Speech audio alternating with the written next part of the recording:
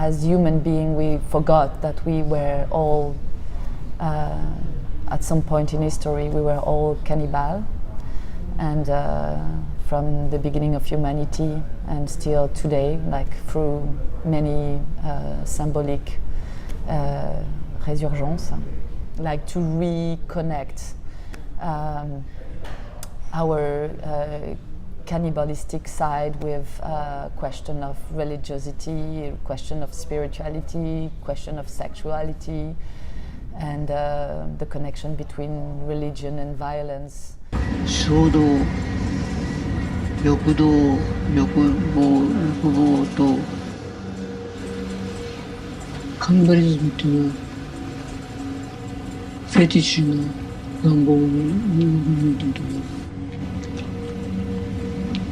自分の気持ちを収めたい、柔らかい中に閉じ込めておきたい。I study anthropology. So I guess. Studied anthropology too. Yeah, and I wanted to stop being an academic and decided to make film instead of writing. So I think we both, this is how we met basically, that we both felt like very limited by only being confined to the medium of writing. How did you find him and then convinced him to make the movie? Finding him took a little bit of time because he's semi in hiding. And but nonetheless we collaborated with a very good friend of his, the Japanese filmmaker whom he trusts and likes the most, with whom he's often worked over the last 20 years, called Sato Hisayasu, who's made 30 or 40 films, and in a few of them Sagawa-san, Issae Sagawa, has starred, has played, has been an actor. He is quite old and weak, and he doesn't get out of his home very much, and he's not the subject of media attention very often anymore. And because of our friendship with Sato, we met him and he was interested in collaborating with us on this film.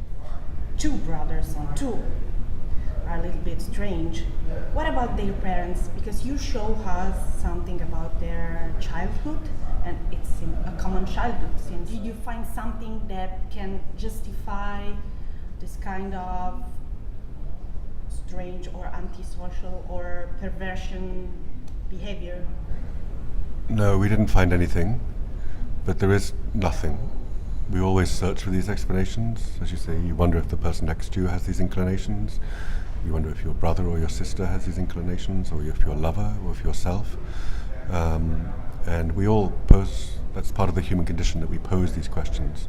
What happened in our childhood, what happened in our biography that contributed to form the adult that we became? But that supposes that there is this deterministic line of causality that explains everything. But the fact of the matter is that we don't have any idea what in entirety determines the human beings that we become and that we will become. It doesn't seem a documentary, so just technically, how did you manage the theme? I don't think there's an easy answer. Neither of us are invested in this distinction between documentary and fiction. I think paradoxically, fictional films appear to us as more real, which comes to what you're saying, than documentaries. Because in fictional films we live vicariously through the characters who are playing real life. In documentaries we very rarely see people living their normal lives, being themselves. They're almost always talking to us, explaining to us their lives, rather than thinking or being in the present.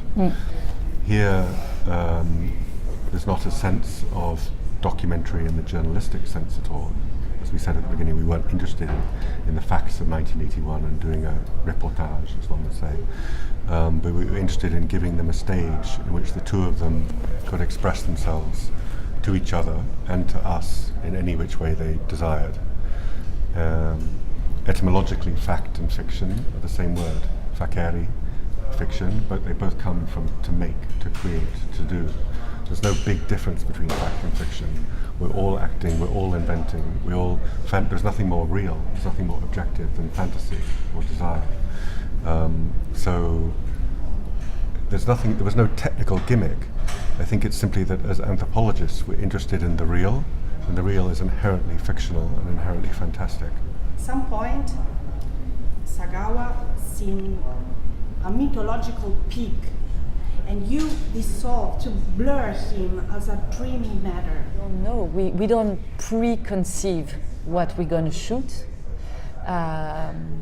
But since we were not understanding what they were saying at the moment, somebody was with us, Nao Nakazawa was with us translating sometimes. Often we tell him we don't want And to sometimes we would tell him, just please don't translate, we're just going to try to understand with just non-linguistic In other words, we knew aspect. that if we could understand linguistically what they were saying, then that would interfere with our true understanding of what was happening. Yeah, and then suddenly he was transforming, and then we just saw him becoming like more of an animal or like a mythological creature, and he was falling asleep at that moment, and he was also like staring like very intensely. And you don't know exactly where he is. Sometimes he was often like doing this movement with his body also, and if the camera was in focus here, when he would go back, he was out of focus or the contrary, and we would play with that also. And I think really often we would see him that just going not out of consciousness, but going a little bit far away and coming back. So we were, I guess, just playing with this surface or distance where he was here and not here, present and half present. La folie, il avait la folie, oui, c'est la folie, oui, c'est la folie. Oui, c'est la folie.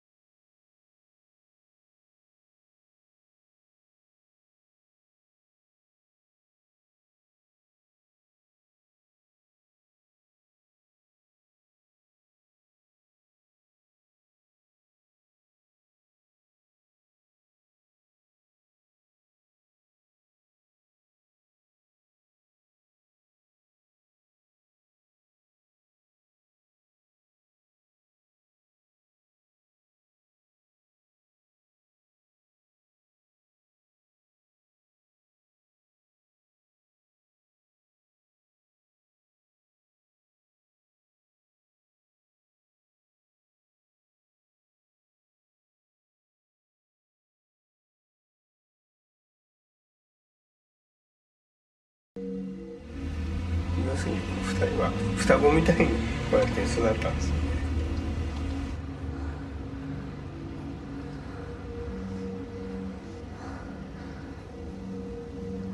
1981年6月11日午後3時。あんまり厳密にはわからないです。ただ妄想の中で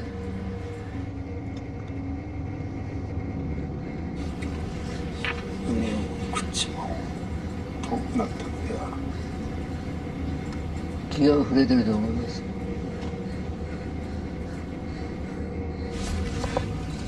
見て話を認めた時に。